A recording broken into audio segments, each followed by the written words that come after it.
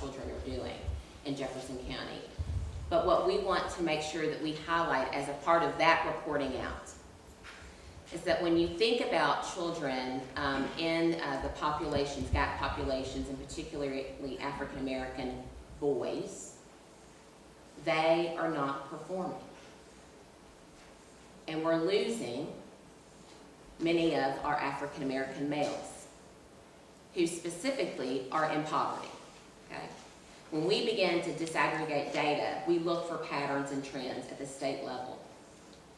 And what we find is that when you consider those students who perform at proficient and distinguished level, of all of our population groups, African American boys in poverty are underperforming. They are the group of students who have the worst performance as it relates to proficient and distinguished status. With that said, when we think about looking at statewide data, so that's a statewide statistic, but when we take Jefferson County out of that statistic, we do see that black males in poverty are performing, still not at the rate of their peers, but they seem to be performing better. What that causes us to do at the department is say, what could be happening around the state? And where can we begin to find pockets of success where we can begin to say, this is what's happening for black males in poverty in other parts of the state? What are the types of strategies that are in place that are showing a glimmer of hope for black males? And so we come today not to get into the statistics, but to really talk about what's happening for children across the state. The trend is the trend is the trend, and we want to disrupt the trend. And so policies are in place to do that. And we know and we understand that through our partnership with Jefferson County, we see glimmers of hope. And I think now more than ever, we see a stronger partnership with the department in Jefferson County, and we see collaborative efforts underway. But as I was preparing, and as Karen was preparing for today's discussion, I don't want to be in this same place 5 years from now, having this same conversation. So what we'd like to do is talk about moving forward. What the new accountability model will do for us, which is a part of the policy decisions that have been made, is to bring about a greater emphasis and focus on a balanced approach to literacy. A balanced approach to accountability. And what you'll see in the new accountability model are just not focuses on proficiency, but also on student growth and GAP, college and career readiness, and graduation rates. And we know we still have a lot of work to do in thinking about graduation rates, not only in Jefferson County, but at the state at large. So as we move forward, we want to make sure that you have a clear understanding of the policy that has impacted a new accountability model that brings about different kinds of conversations for a balanced approach to assessment. And different conversations will begin in October once we have our first release of statewide data. The one thing that I'd also like to add is that through this balanced approach to literacy, Senate Bill 1 also called for a different look at assessment literacy, and that is critical for you to understand as well. Summative assessment data can be used for one purpose. It's a snapshot in time. And so what's really important is the formative assessment practices that are going on in our buildings across the districts on a day-to-day basis to inform what happens in classrooms. And that was written into the policy. So what I suggest and what I argue with you today is that all of the policy pieces are in place. If they're enacted, and implemented as they should be. The next thing that we'd like to discuss with you is our focus on Common Core standards. And Kentucky was a lead state participating with states across the country in the creation and design of the Common Core standards. We would meet regularly with the Common Core writers, and we're intimately engaged in providing feedback. But this one policy shift in designing and developing new standards for a different educational experience is what's driving the work in the office in which I provide oversight. The implementation of the Common Core standards brings about greater potential for what we believe will happen to accelerate student learning to college and career readiness. It brings about different conversations on the progressions that are necessary, which Karen will get into the more deep conversation with you in just a minute, about the progressions of learning and where we expect students to be in mastery toward college and career readiness. But it also causes us to have different conversations about 21st century skills that we expect out of learners as they leave high school today and enter into the post-secondary experiences or careers. And so we wanted to make sure that we have provided for you during our discussion and panel discussion an overview of what you can expect to hear more about as we move forward with this policy shift in implementing new standards. Jump right into looking at what you can expect to see that will look differently in both the teaching side and the learning side of school with the implementation of Kentucky's core academic standards. Okay, good.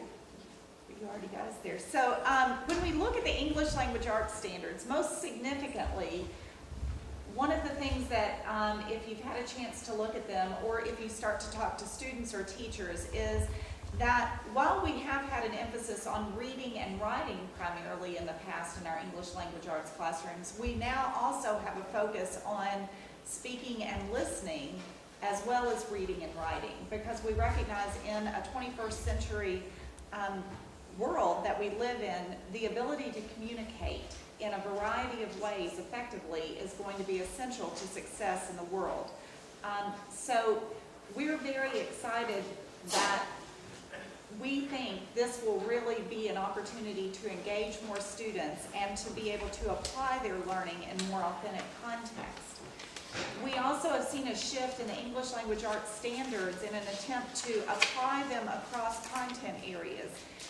Traditionally, you would have had experiences with reading text, maybe reading novels or something like that in high school or in middle school or even elementary school in your reading class or your English class. But these new standards have spelled out explicitly what kinds of literacy practices should we be seeing happening across the curriculum. What does it look like if you're in a science classroom to engage with scientific or popular text around science and be able to understand those and translate those into new ideas and new understandings at the student level? How would you actually write or defend a position in your science class based on some research that you had done? How would you present an argument? How would you communicate that in a variety of modes? The new standards spell those things out explicitly in science and social studies and history for our classrooms. There's also an increased emphasis on complex text. When we analyzed what was happening across English language arts classrooms or literacy in particular, what we realized is that in an attempt oftentimes to make sure that students could engage or read the text, we brought the level of complexity or difficulty of that text down. And it often had the unintended effect of disengaging students. Students want to read what's on their mind. They want to read what's popular. They don't want to read something that was on a topic that was way beneath them possibly, just because it was on a reading level that they were given or deemed that that's where they needed to read. So we should be seeing tremendous shifts in the text that students are asked to engage in. Now, is it going to be easy? It's not going to be easy, and we've been working with leadership teams across our entire state. We've asked every district to name a leadership team of some key English language arts teacher leaders, some key mathematics teacher leaders, some school leaders, and district leaders. And we've been meeting almost monthly with these leaders in a learning community setting to solve these problems of practice, to share resources, to talk about how can we create these engaging opportunities for students to learn and really achieve at the level these standards demand. So we're excited about that. Let me show you what a progression looks like in English language arts. And I recognize this may be a little bit difficult to read if you're further back, but I tried to color code so I could give you a sense. If you were to dig into the new Common Core standards in English language arts, in our state they're called Kentucky Core Academic Standards. If you start at the bottom, this shows from kindergarten through senior high school. One particular strand or one particular standard that moves the student toward college and career readiness. The college and career readiness standard is at the very top, and it says that by the time kids are juniors and seniors in high school or have attained that level, we want to see that they're able to cite strong and thorough textual evidence to support analysis of what the text says explicitly, as well as inferences drawn from the text, including determining where the text leaves matters uncertain. So we want them to become skeptical readers, critical readers, and so there are a lot of underpinning skills that have to happen beginning at kindergarten to ensure that by the time our kids leave high school, they have that competency. So if you back it down, you'll see that in kindergarten, I've put the key learning pieces in green, and then everywhere you see something that's underlined, that's the new learning that builds on or progresses from the prior learning from K through 12. So just an example, you see that in kindergarten, it says with prompting and support, ask and answer questions about key details in a text. So in kindergarten, we want kids to be engaged with print resources, and we want them not to just be passive recipients of what that text says, but to start asking questions. What does this mean? Who's saying this?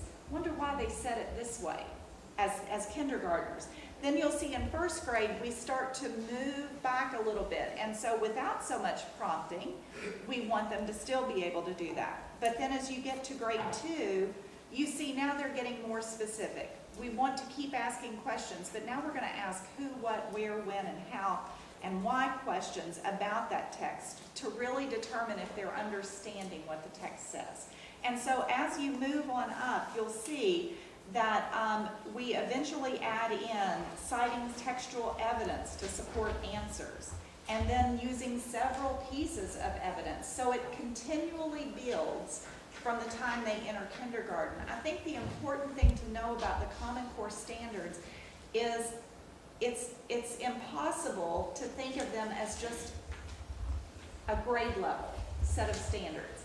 If the entire system, K through 12, isn't in place, then we're not going to have the opportunities and learning experiences that are going to be critical for all students to succeed, because they were intentionally built to build upon one another year by year. And then I'll talk just briefly about the mathematics standards to give you a sense of that. The national feedback that was coming around mathematics was that there's just so much to learn and there's so many topics, but then at the same time they were saying, but my kid goes to school and they learn the same things year after year, and even if they're still having a little bit of trouble with one thing, they stay on it without moving to the next. So the new Common Core standards have really tried to focus particular fluency skills and procedural skills at particular grade levels, so that you really focus on them in key grades, but then you continue to build other knowledge, other skills, other ideas alongside them over time. And so you shouldn't see students or teachers teaching so much of the same thing year after year. You should see a real progression as well. We've tried to really make them more coherent so that, again, they build. It's not like stopping, for example, fractions and then going on to algebraic expressions and not making the connection between them, but really showing why you have to have one understanding to support the next. And so this is just a graphic. We've tried to color code it to really show you the key thing about math standards is that they focus on these 8 mathematical practices that are outlined at the top, and these are the problem solving.